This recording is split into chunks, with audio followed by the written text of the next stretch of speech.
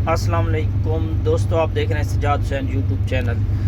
आज मैं load chart पे वीडियो बनाने जा रहा हूं और उम्मीद करूंगा कि आप लोगों को अच्छे से समझ आ रहा है, क्योंकि लोड चार्ट सबसे बेसिक्स है। आपको क्रेन ऑपरेटिंग में आना है तो आपको लोड चार्ट के बारे में पता होना चाहिए और इसके बारे में तमाम डिटेल आपके पास होनी चाहिए। इसलिए आज मेरा दिल है कि लोड चार्ट पे कंप्लीट बात की जाए। अगर आपके फिर भी कोई क्वेश्चन होंगे तो फिर हम उनका बाद में आंसर इंशाल्लाह करेंगे, ठीक है।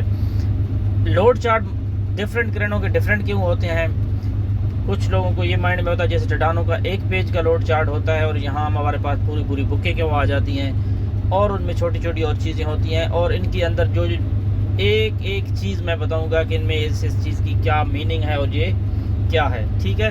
तो आज हमारे पास लोड चार्ट है AC 100 का और ये टेरेक्स कंपनी की क्रेन है, मेड फ्रॉम जर्मनी है।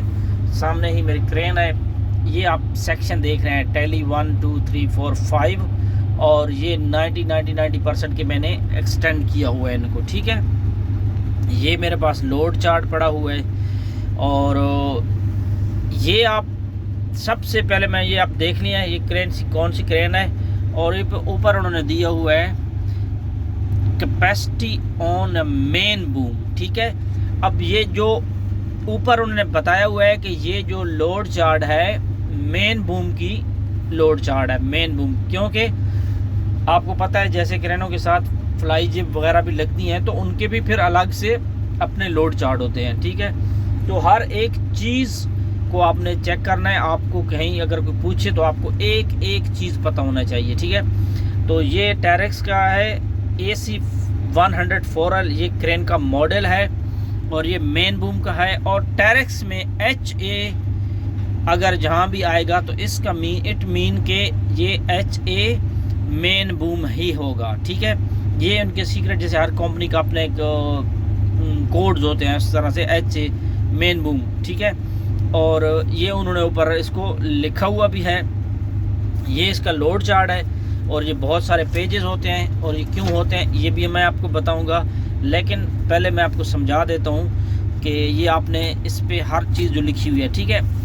ये इसमें डिफरेंट पेज क्यों होते हैं, ठीक है। अब इस क्रेन की लेंथ, टोटल लेंथ है 60 मीटर, ठीक है, लेकिन यहाँ पे हमारे पास अभी सिर्फ 20 मीटर तक लोड चार्ट है, 20 मीटर लेंथ तक, ठीक है।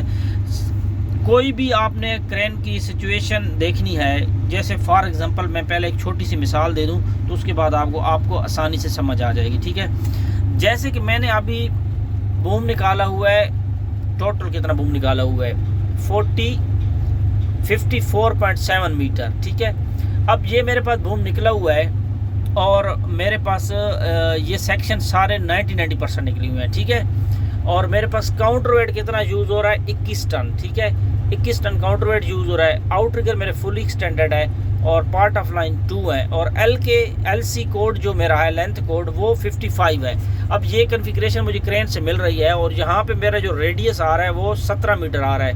तो कैपेसिटी कितनी आ रही है 8.4 टन मेरी मैक्सिमम कैपेसिटी आ रही है, ठीक है, 8.4 टन।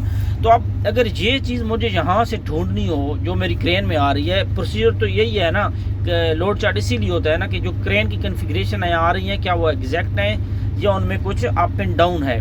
तो अब मुझे ये कहाँ से मिलेगी, ठीक है। तो वो मुझे सबसे पहले मैंने क्या देखना है कि मेरे पास काउंटर वेट कितने यूज़ हो रहे हैं, ठीक है। ये जैसे काउंटर वेट 21 यूज़ हो रहे हैं। अब मेरे पास ये इधर लिखा हुआ है, ठीक है जनाब, ये काउंटर वेट है और ये काउंटर वेट 26 है। तो मुझे 26 नहीं चाहिए, मुझे चाहिए 21, जैसे ये आ गया, ठीक है। ये इसको मैंने पीछे, ठीक है। ये काउंटर वेट आ रहे हैं 21, ठीक है, लेकिन मुझे 21 में भी अभी आगे और एक पेज करूँगा, ठीक है। मुझे बूम लेंथ भी ज़्यादा चाहिए, ठीक है। मेरी बूम लेंथ कितनी है 54.7, ठीक है। ये आ गई 54.6, 54.7, ये दो लेंथ आई हैं, ठीक है। ये 54.6 है, ये 54.7 है, मेरे पास 54.7 है, ठीक है। लेकिन इससे भी आगे मुझे क्या चीज़ें चेक करनी है, ठीक है। अच्छा, स्विंग सर्कल जो मेरा है, ये जो लोड चार्ट है ये अप्लाई होगा क्रेन के रिंग पूरे में, जैसे 360 हम डिग्री बोलते हैं ना कि पूरे रिंग में अप्लाई होगा, सिर्फ रियर बैक या फ्रंट पे नहीं होगा, पूरा अप्लाई होगा, ठीक है। अच्छा, अब और इसमें क्या मैंने देखना है, ये इसमें मैंने आउट रिगर लेंथ और विड्थ दोनों बताते हैं इस लोड चार्ट में, ठीक है। जो आपकी विड्थ है, जो आपकी क्रेन एक फ्रंट वाले आउट रिगर की पीछे वाले आउट रिगर की जो लंबाई है वो तो चेंज नहीं हो सकती, वो तो पक्की ये 8.1 मीटर रहेगी।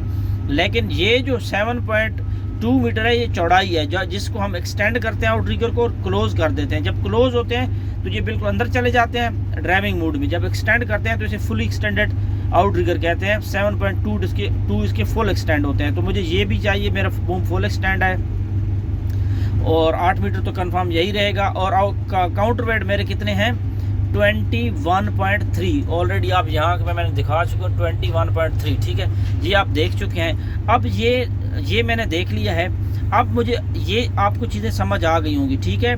और कैपेसिटी टन बराबर है लोड प्लस हुक ब्लॉक, ठीक है। ये जो आपकी कैपेसिटी होगी ये प्लस हो, इसमें क्या कहते हैं, लोड जो प्लस होगा हुक ब्लॉक, उसमें आपने हुक ब्लॉक जमा करनी है, वो तो आपको पता ही है ऑलरेडी यहाँ पे शो हो रही होती है, ठीक है। अब हम नीचे आएंगे, ठीक है। बूम लेंथ मेरे पास 54.7 है, ठीक है। और ये मेरी अभी लेंथ हैं, ठीक है। और ये मेरा रेडियस है, ठीक है, जो बहुत ही इंपॉर्टेंट है। ये ऊपर बूम लेंथ रहती है, ये रेडियस है नीचे, और ये मेरी कैपेसिटीज़ हैं सारी। ये load chart by the way सब टनों में है, ठीक है, टनों में है, LBS में नहीं है, ठीक है। अब मेरे पास 60 और ऑलमोस्ट 70 है रेडियस, ठीक है, 70 है, कभी अप डाउन हो रहा है हिलने की वजह से। 70 इसको मैं कंसिडर करता हूँ रेडियस है। और अब मुझे रेडियस में जाना है 17 में, ये 18 आ रहा है, ठीक है, 16 है और फिर 18 है। तो अभी मुझे यहाँ पे ये थोड़ा प्रॉब्लम आ रहा है 17 और 16, क्योंकि मैं क्रेन को मूव नहीं करता, क्रेन मेरी ऑन होल्ड पोजीशन है।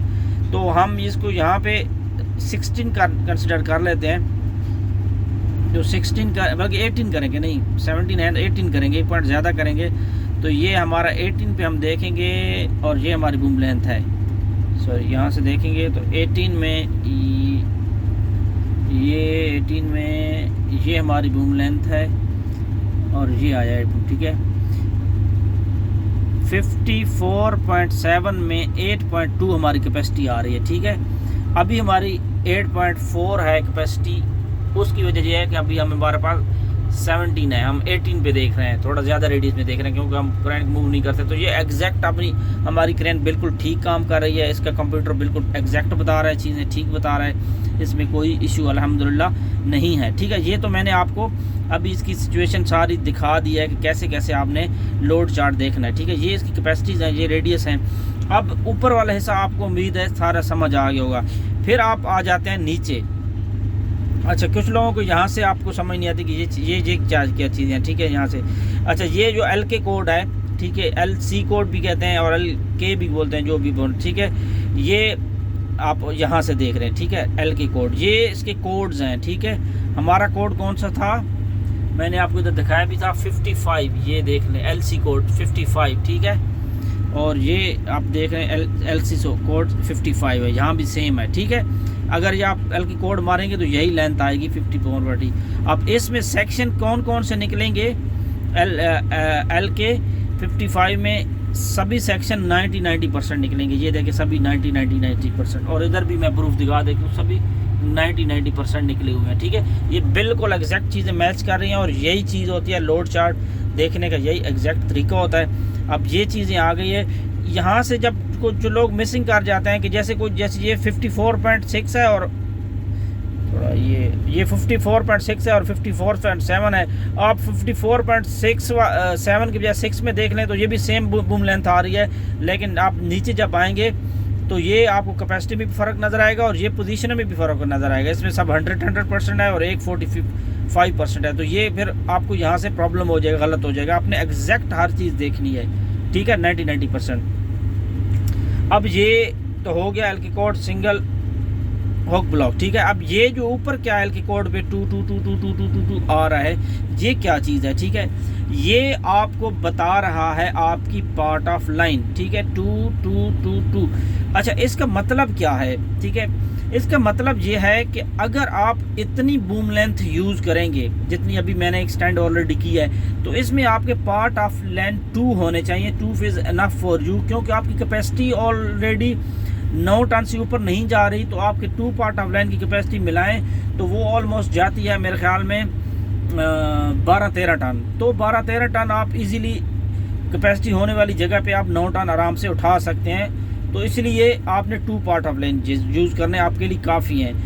इन केस आपके पार्ट ऑफ लाइन 4 हैं तो आपके वेंच पे रस्सा कम पड़ सकता है, ठीक है। 3 है तब भी कम पड़ सकता है। लेकिन अगर आपके पार्ट ऑफ लाइन 2 होंगे तो आपके जो पीछे वेंच है उस पे जो वायर रोप है वो कभी कम नहीं पड़ेगी, क्योंकि ये पूरी चीज़ें एक प्रॉपर प्लान के साथ बनाई जाती हैं कि कितनी वायर, कितनी रिक्वायरमेंट होगी क्रेन को एज पर उसका बूम जो होता है, ठीक है।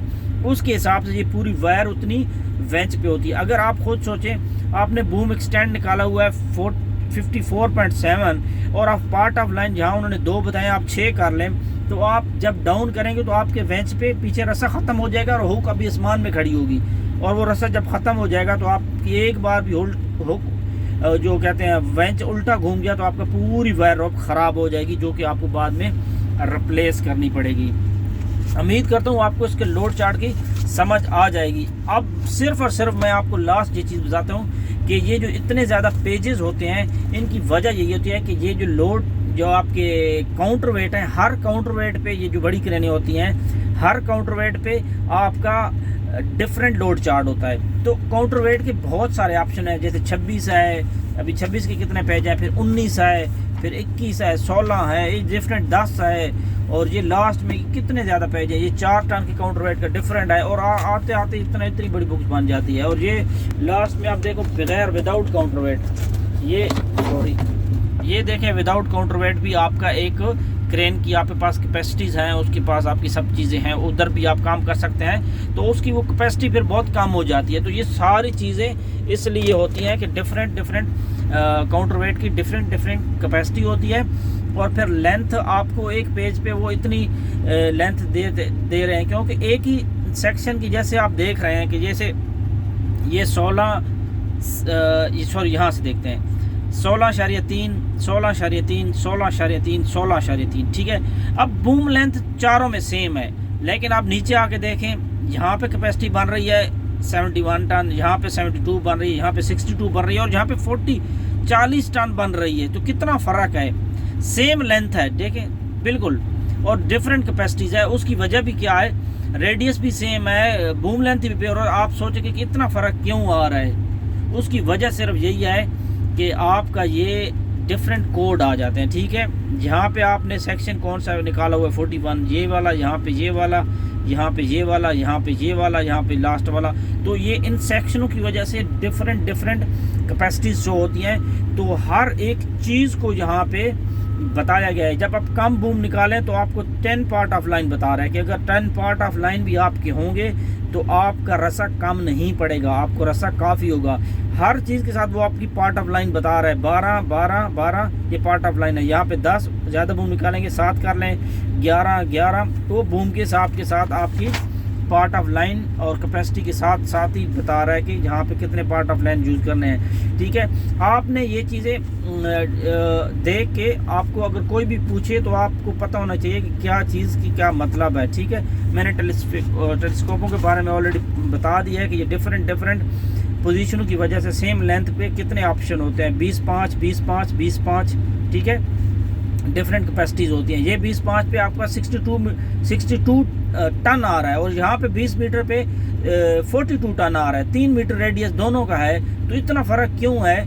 तो ये फ़र्क सिर्फ इसकी वजह से है कि यहाँ पे आपने टेलीस्कोपिंग कौन सी निकाली हुई है, यहाँ पर आपने टेलीस्कोपिंग कौन सी निकाली है, तो इन पे बहुत ज़्यादा इनसे डिफरेंट, तो ये सारी चीज़ें इसमें डिफरेंट इससे लिए होती हैं। और ये लोड चार्ट इस वजह से इतना बड़ा होता है। और इस लोड चार्ट को उम्मीद करता हूँ आपको बिल्कुल सारी समझ आ गई होगी। अगर इसमें कुछ भी आपको समझ में ना आए तो आप पूछ सकते हैं। और दूसरी ये बात कि डायरेक्स हो, लेबर हो, ग्रो हो, या कोई भी ऐसी क्रेन जो 100 टन है या ट्रक मोटर है, उसके साथ काउंटर वेट चेंज हो सकते हैं, ज़्यादा कम हो सकते हैं, तो उसका जो लोड चार्ट होगा ऑलमोस्ट इसी तरह का ही होगा। कंपनी डिफरेंट होने के साथ थोड़ा स्टाइल डिफरेंट हो सकता है, लेकिन ऑलमोस्ट उसमें चीज़ें यही होंगी और इसी तरह उसकी भी एक बड़ी सी बुक होगी। तो लोड चार्ट कितना इंपॉर्टेंट है ये आपको भी पता है, हमें भी पता है। और इस लोड चार्ट को आपको अच्छी तरह वीडियो देखें तो सारा समझ आएगा। कहीं भी आपको वास्ता पड़ेगा तो आपको इंशाल्लाह ये लोड चार्ट की कभी भी प्रॉब्लम नहीं आएगी। उम्मीद करता हूँ आज की वीडियो पसंद आएगी। दुआओं में याद रखिएगा। अल्लाह हाफिज़।